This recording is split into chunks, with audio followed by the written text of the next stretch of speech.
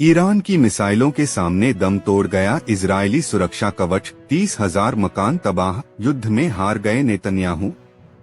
मिसाइलें अब शांत हो चुकी हैं, ड्रोन लौट चुके हैं, लेकिन इजराइल की जमीन पर फैली तबाही की तस्वीरें अब भी चीख चीख कर उस जंग की कीमत बयान कर रही हैं, जो महज 12 दिनों तक चली थी।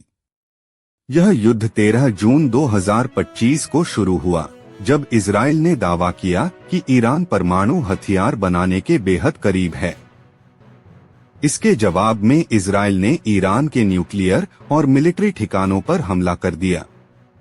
तेहरान ने इस आरोप को खारिज किया और जवाब में इजराइल पर दागी मिसाइलें भेजे सैकड़ों आत्मघाती ड्रोन। सिर्फ 12 दिनों में इजरायली सुरक्षा तंत्र पूरी तरह हिल गया। इजरायली टैक्स अथॉरिटी के आंकड़ों के मुताबिक अब तक कुल 30,809 नागरिकों ने मकानों के नुकसान के लिए मुआवजा मांगा है।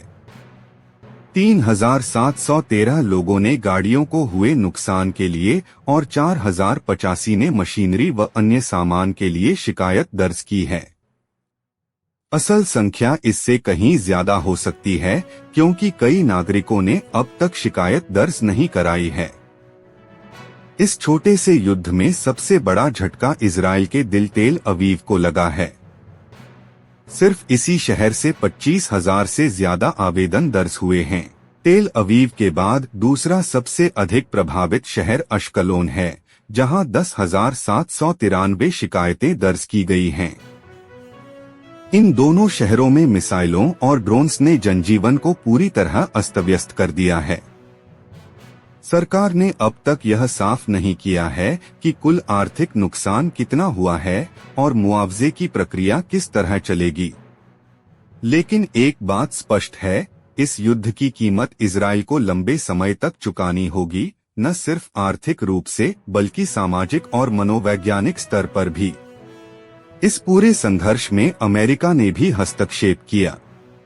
उसने ईरान के 3 न्यूक्लियर ठिकानों पर एयर स्ट्राइक की।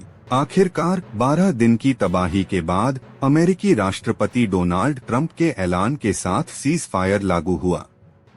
लेकिन यह युद्ध सिर्फ कागजों पर लड़ा गया कोई राजनैतिक खेल नहीं था। यह युद्ध उन लाखों आम लोगों की जिंदगी में लड़ा गया, जिनके घर जल गए, जिनके परिवार बिखर गए, जिनके सपने मलबों में दफन हो गए। अब बड़ा सवाल यह है, क्या नेतन्याहू इस युद्ध में हार गए? क्या इजराइल की आयरन डोम सुरक्षा प्रणाली अब पुरानी हो चुकी है? क्या ईरान ने इस संघर्ष में रणनीतिक जीत हासिल कर ली? इन सवालों के जवाब समय देगा, लेकिन आज जो सच है वह यह है कि यह युद्ध किसी की जीत नहीं, बल्कि इंसानियत की हार थी।